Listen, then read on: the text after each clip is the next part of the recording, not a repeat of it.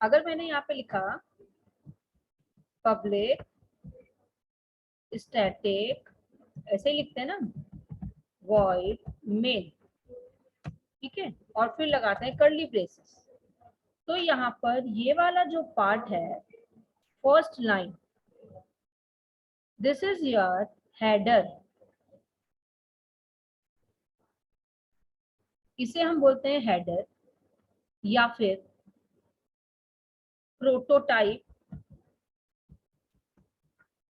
और first line और tag line of function, ये देखो, है ना। और ये जो है कर्ली ब्रेसेस के अंदर, this is the body of function. ये जो कर्ली ब्रेसेस के अंदर है ये बॉडी ऑफ फंक्शन होता है, और ये जो फर्स्ट लाइन होती है that is known as header of the function और the prototype of the function और first line of the function और tag line of the function, ठीक है। अब बॉडी ऑफ फंक्शन में क्या होता है, the function whatever we want to get execute, जैसे कि अगर मुझे एडिशन करना है, सब्ट्रैक्शन करना है, जो भी कुछ भी मुझे करना है उसकी कोडिंग में यहाँ पे लिखती हूँ। जैसे कि मैंने लिखा in aid equals to suppose 5 + 6, जो भी मुझे यहाँ पे परफॉर्म करना है वो मैं यहाँ पर लिख देती हूँ। Means that is the task जो कि मुझे एग्जीक्यूट करवाना है यहाँ पर। Coding means we can say code to be executed, ठीक है। अब ये फर्स्ट लाइन में क्या है, बॉडी में क्या लिखेंगे ये तो समझ में आ गया।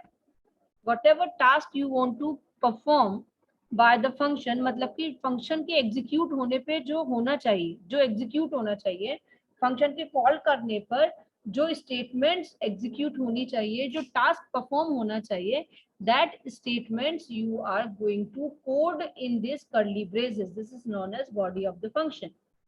ओके, अब मुझे आप बताएंगे कि पब्लिक स्टैटिक वॉइड मेन ये लिखा है, this is the first line, okay, और this is also known as prototype, tag line. तो अब मुझे बताओ कि this tag line consist of what.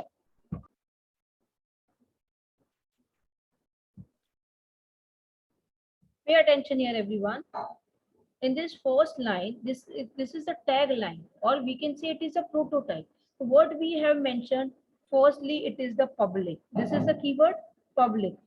तो इस पब्लिक को क्या बोलेंगे हम, that is your access specifier. क्या है, एक्सेस स्पेसिफायर। ये मैंने नोट्स में भी दिया हुआ है, you can see your notes, notes में चेक करो, वहां पे दिया हुआ है एक्सेस स्पेसिफायर है ये। दूसरा static, this is the access modifier, static keyword को बोलते हैं हम access modifier. Void, void is the return type, and main, main is the function name. आपको कैसे पता चलेगा कि main is the function name, यहाँ पर अगर मैंने कुछ और लिखा होता, suppose here I am writing add, तो now add is the function name. If I am writing display, तो display is the function name. But how I understand कि यह फंक्शन नेम है, if the name of the identifier followed by the parenthesis, it means it is the function name, ठीक है, means it is your function name। अब देखो यहाँ पर access specifier, ये देखो ये सिंटैक्स में भी मैंने दिया है in your notes, everyone come to the notes. ये देखो मैंने नोट्स ओपन किए and here in the notes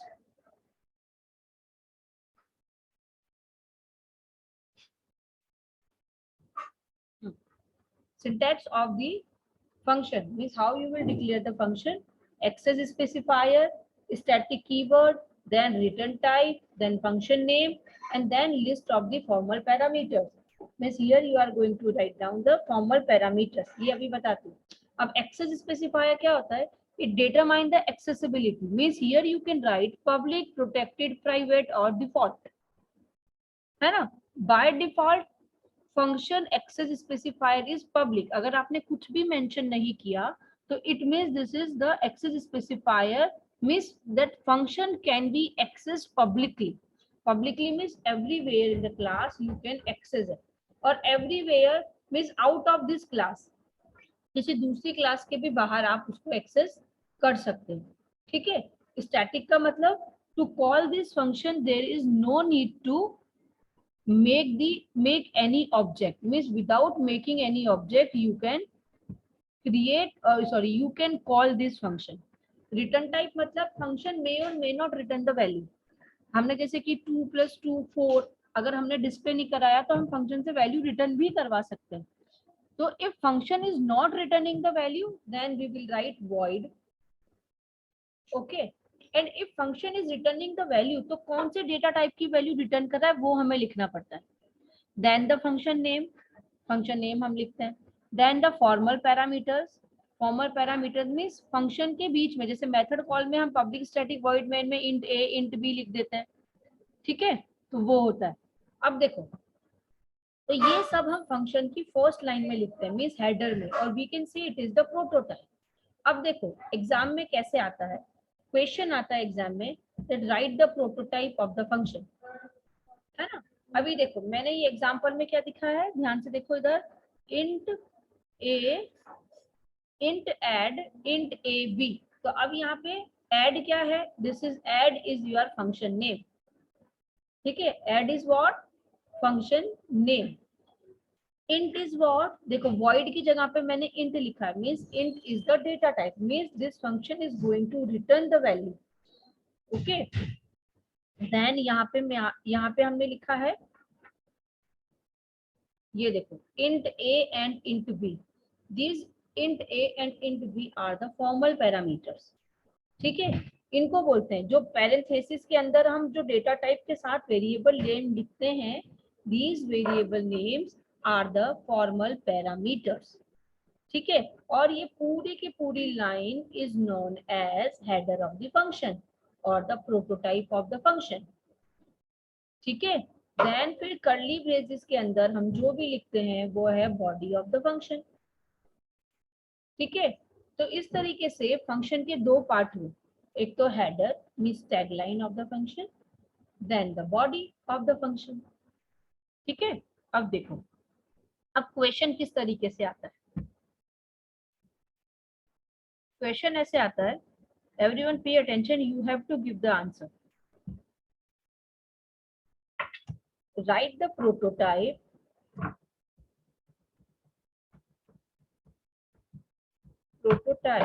of the function. Write the prototype of the function as function name add to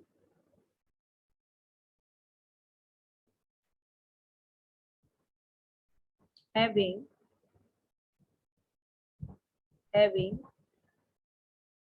two integer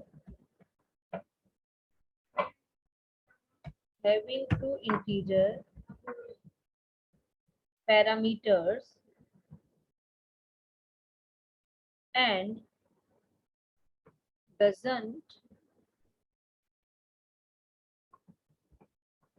return any value. जैसे कि ये लिखा है ना. See this question. Write the prototype of the function name add. It means function का name क्या है, add. तो मैंने लिख दिया add. Having two integer parameters means यहाँ पर int a, int b, दो integer parameter हो गए. And does not return any value. Does not return का मतलब होता है void. Void is the keyword by which compiler will understand that function is not going to return the value. है ना. अब यहाँ पे हम लगा, अब देखो मेंशन नहीं है कि पब्लिक है या प्राइवेट है, तो बाय डिफॉल्ट पब्लिक. ठीक है. ये भी मेंशन नहीं है कि स्टैटिक है या नहीं है. So now it's your choice. If you want to mention the static, then you can mention. If you don't want to mention the static, then no need to mention the static. तो ये हो गई function की first line, means this is the prototype of the function.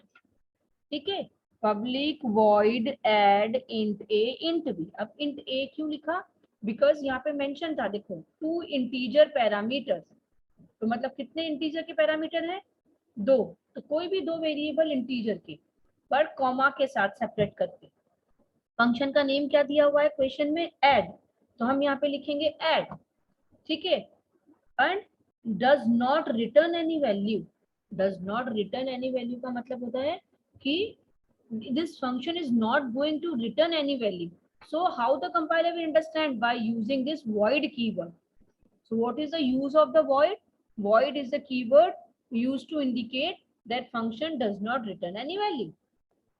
Okay, understood this question? Write prototype of the function name having 2 integers parameter and does not return any value. नहीं, ये नहीं था, character parameter है कुछ था ना, wait, in the chat box I have given the question, I'm copying this question from here.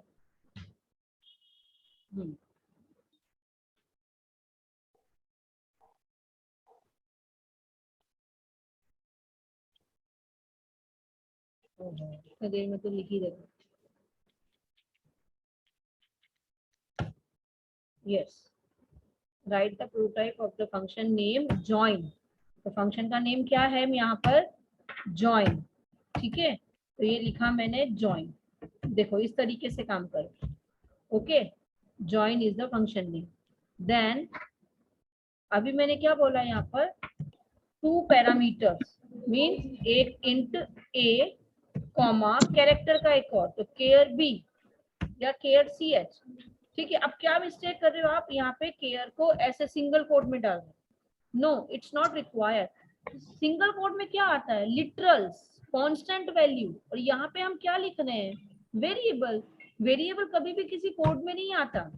Okay, तो यहाँ पर अगर v की वैल्यू हम जब कॉलिंग करेंगे ना तब देंगे, कॉलिंग करते वक्त हम बताएंगे, मगर अभी नहीं। This is the function declaration means prototype.